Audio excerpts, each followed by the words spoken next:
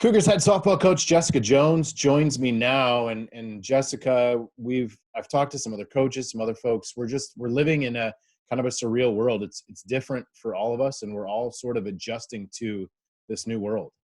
We are. Yeah. I wouldn't say that I'm the biggest fan of this new world. I think by nature, especially when it comes to sports, everybody, we're people, we like to be around people. We like to socialize.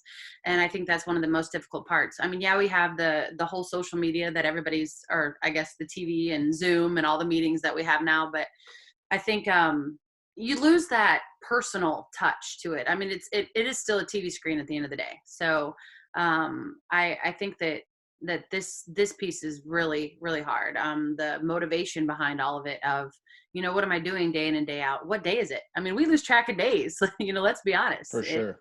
It's absolutely ridiculous. Time, days, everything just kind of slowly moves by. But yeah, it's difficult.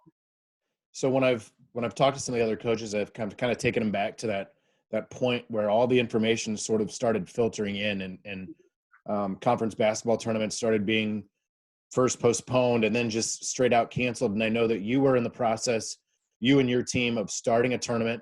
Yeah. One team had already pulled out because of some of the changes, and then all of a sudden, and there's nothing. Take me back to that point, and what was that like? And were some of the girls starting to hear some information social media wise? How'd that all come about? Yeah, it's funny because the day of social media, the information gets out before coaches. I mean, our job is always to to make a plan and protect these kids. And we can't even do it because social media comes out. They get the information first, and then we're trying to do it from the back end versus the front end before we even have true information. And that's the other hard part. They get all this information on social media. Some of it's not true, or it's half truths, or, there's all kinds of other speculations that fall into it. So moving back, oh Lord, that was a whirlwind. We were in Arizona, and that's when we started hearing everything about basketball and no fans. And then we did get the information flying back that we wouldn't be able to have fans at our field, which again, we were okay with. But there, in no mindset did we actually think that the season was going to get canceled. And we were on our way to Oklahoma, and the tournament was still on. Columbia was the one that had pulled out first because the Ivy League had canceled everything, which I guess that's what put something in people's minds. But I thought, there's no way. And then it came down that Oklahoma State, they had called me and they said, okay, you're going to kill me, because we were only an hour out of their place. And they said, we have to cancel the tournament. You gotta be kidding me. So that was the initial part. And then I got the call from Zing that everything had been suspended and we couldn't even practice. So we were actually getting ready to get off the bus to go practice, to let my kids just kind of be normal, because it's, it was a long trip, 5 hours. And I had to bring them back on the bus because we weren't allowed to practice. And we were stuck in Oklahoma for a night because of the bus and the bus driver and their hours and all that stuff. So, and that night is when I got the information that the season, well, they had canceled postseason, I guess, was the next step. They had canceled postseason, and they were probably going to suspend and cancel our season. So at least at minimum, it was devastating. I have 8 seniors, and they all, they love softball. And I feel like, I talk to kids about this all the time, and you don't really know until you live through it. But each year is like a lifetime, because each year is completely different. It's a new team. So and I talk to these seniors about, this is a grieving process they're going to have to go through, because it's a loss. It's a loss of their life as players. And you can't ever prepare for that, just like any kind of loss in life. It's just, and life isn't always fair. And that's a hard lesson for these kids to learn too. So, and unfortunately they're learning it early. Yeah, you bring up so many good points. And I think that, sometimes people look at it from afar, they get some time off. Well, that's not what college athletes are about. They're not about the time off, and mentally they are prepared for that. Hey, we get up, we have a routine. It includes going to class. It includes some grinding, some practice, and it's every single day. And when you, like you said, take that away so quickly, it is hard. Mm-hmm. Yeah. These kids are used to 2 times a year, we shut their bodies down, just 2 times a year. And that's only for a week to 2 weeks, possibly. Other than that, it's a build-up process and then a breakdown after that. But, oh, sorry. Um, but anyway, I so these kids aren't used to not doing anything, being confined to this, not having a gym to work out and not have, they feel like they're losing so much. And fortunately for our strength and conditioning program and our coach, he marked us a great job of getting workouts to these kids to where they're not going to lose a lot of what they're doing. And they post all kinds of things from a food, from a other kind of standpoint, like, focus on things you can focus on, which is the sleep. It's the learning how to cook. I mean, my kids don't learn how to, or they don't know how to cook, but they're learning. They're learning how to be nutritious, and there are different sides of being an athlete that they're trying to, kind of tap into. But again, it's hard. It's extremely hard. How much contact have you had with the team? Have you had any regular, Zoom sessions or anything like that where you get them all together? Or is it more a one-on-one thing at this point? No, so what I try to do is, honestly, I'm in touch with the kids, each one of the kids, probably every couple days for sure, and that's via text. I'm doing emails with them, but we do a Zoom as the entire team, one time a week. So what I did was I tried to, we have a leadership council, so I touched in with them a little bit. And the thing is, like I told you before, I mean, they literally had the rug ripped out from underneath them. So emotionally, they're just not there yet. And so I have to find that balance between getting them motivated enough to finish their classes in their school, and staying involved and things like that, and make sure that they're emotionally taken care of. And at the same time, not giving them too much that kind of overwhelms them, because everything is changing.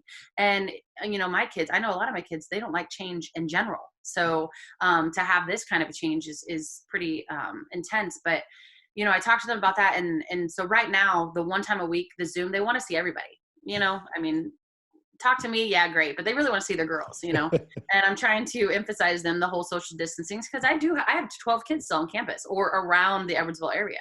So we still try to emphasize the social distancing, at the same time being able to utilize the Zoom and obviously FaceTime and different things. So yeah, we do utilize that.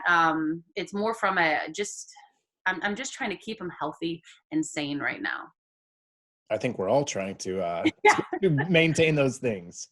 Yeah. For Jessica Jones personally, you have a Mhm. little one at home, so this has afforded you a little bit of extra family time, as it has me, as it has all of our coaches that we're not used to.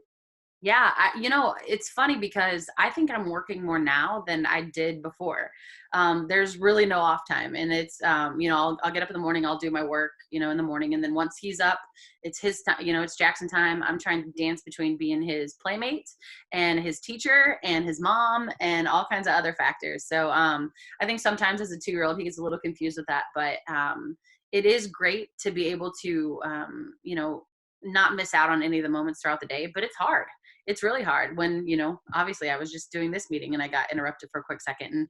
And, those are the things where it's just a different world. And I think if you surround yourself with the right people where they understand that you are wearing 12 different hats and you're trying to do all that in the confinement of your house, and that, it makes it a little bit easier. I mean, I can tell you that Katie Zing does a great job with me, knowing that, I'm jumping and dancing in 12 different directions. But it's tough, as you all know. It's tough, but I wouldn't trade being a mom for anything in the world. So We're joined by Cougars head softball coach Jessica Jones, and you mentioned Katie Zing right there, and I know communication has been so big for you from my position, yeah. and I've been amazed at how quickly our leaders, our administrators, and everybody else, campus administrators, campus professors, teachers, how quickly they have pivoted and have just moved forward with this whole new change.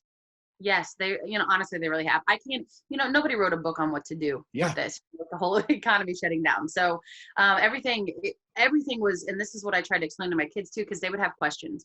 It's a developing event. So everything's changing from, minute to minute, hour to hour.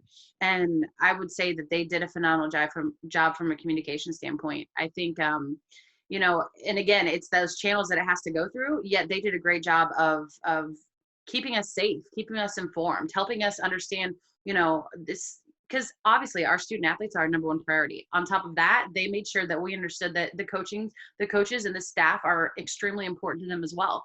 So I'm very thankful for my job and for our leaders, because I mean, it's tough. It's tough to be the one to make the decision. And there's sometimes a lot of backlash because everybody, 2020 vision when you're looking from behind. So, but no, they've done a great job from a communication standpoint. I know it's hard to know, what are some of the next steps for you, for the program? And like I said, I understand, tons of questions remain. What do you do, or what do you envision moving forward? Right now it's interesting because typically after a season, and we only had half of our season, but Hmm. after a season, we had a great start to our first season. Yeah. Oh my Season as well. gosh. I was really proud of my kids. They were on fire. But typically we kind of shut down, reevaluate, and then start into our recruiting process. Right now, we're in the limbo holding off of, okay, so the NCAA kind of gave us an example of what they're Yep. wanting, but it wasn't very detailed. So I know that Zing's going to get more of information from a detailed standpoint. Once that happens, then we're going to get that information from our university and our institution and our leaders from that standpoint as to how we can move forward. From there, then we can transition that into our teams. So we still got a couple steps before it gets to me when it comes to that piece. But I know right now what I'm doing with, we're doing more of the our evaluations from a performance standpoint as a coaching staff, and we're trying to look back and see this is where we can get better, this is where we can't, because it's some free time with that. I guess you could say that with that standpoint. So we still do have the day-to-day office work, which isn't fun, but besides that, I think moving forward, it's a little bit on hold for next year. So, because I don't know what I have to do. I don't know who my team's going to be. Those pieces, how big it's going to be, how big it's not going to be. Like, there's all kinds of questions. So my main concern right now is to get the answers eventually. So we pose the questions, get the answers from Zing, and from there, kind of deliver that to my team, and then make a plan moving forward with my players, and hopefully, you know, hopefully send everybody out in a successful way. So whether that's, I mean, we haven't even had a chance to have our senior celebration. Ugh. So, there's all kinds of things that we want to make sure that we do, but we can't do any of that stuff until we move forward. So right now it's just kind of the planning stages of how we want to see next year go, what we can do for these seniors, and how we can keep this team, I guess, afloat. Coach Jones, I appreciate the time. I'm sure that you and I will catch up again as we move through this process and try to figure out our new life. Yes, of course. Thank you very much. Thank you.